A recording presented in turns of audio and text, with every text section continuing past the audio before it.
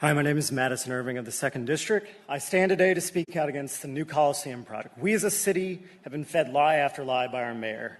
We have been told that this project will be a massive economic boon not only to our city but to our public schools.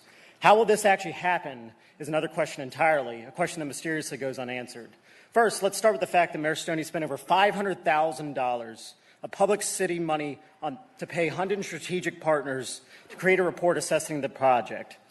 HSP is a firm in Chicago that does nothing but provide analysis for publicly funded finance projects despite not having anyone with an actual background in economics or finance working at their firm, which really says it all.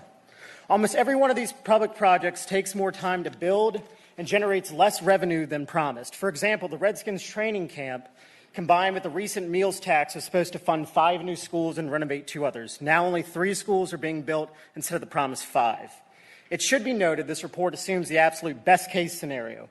We see the project is expected to cost the city of Richmond $620 million. This is assuming that the city will be able to generate enough new revenue to finance the project, which is unlikely.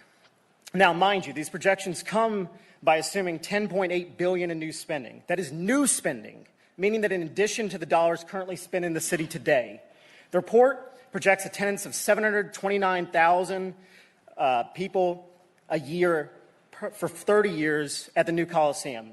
That new $10.8 billion equals $458 spent by every person attending an event at the Coliseum for the next 30 years.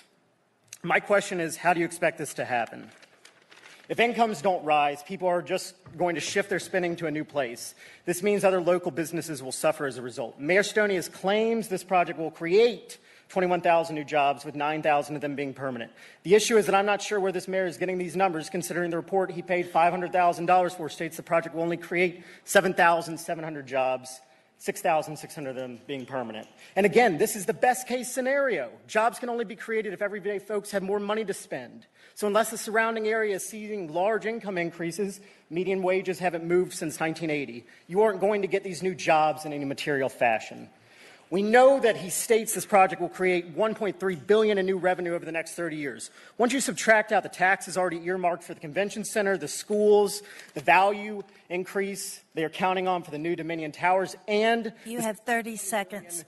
That the city will pay on the loan it takes out, we are left with a surplus of $283 million, almost $1 billion less than Mayor Stoney is saying. And this is based on the numbers of his handpicked firm that he paid $500,000 for. So no, we are not going to produce $1.3 million in new revenue for the city, and it won't provide $600 million for schools.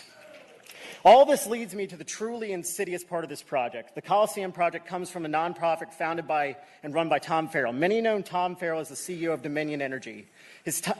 Tom makes over $20 million a year. Tom, however, feels that he doesn't make enough money, which is one of the reasons he's getting involved with this project. Under the project, the city will create a TIF, which was spoken about earlier, which means Dominion's towers and other surrounding buildings will see their real estate taxes frozen at current levels, a level far below 20 years ago. All new real estate taxes above that level will go straight to the Coliseum project and the partners funding the project, Tom Farrell. That means that Tom Farrell will be able to further enrich himself via this project while taking away from other city projects and priorities. In closing, we have established that Mayor Stoney is at worst being blatantly dishonest and thinks the citizens of Richmond are stupid, or at best, he didn't bother reading the document that he used $500,000 of city money to have written.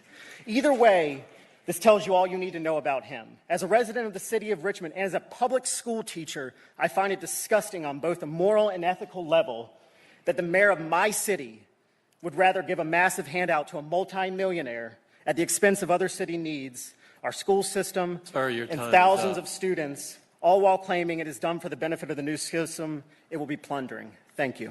Thank you.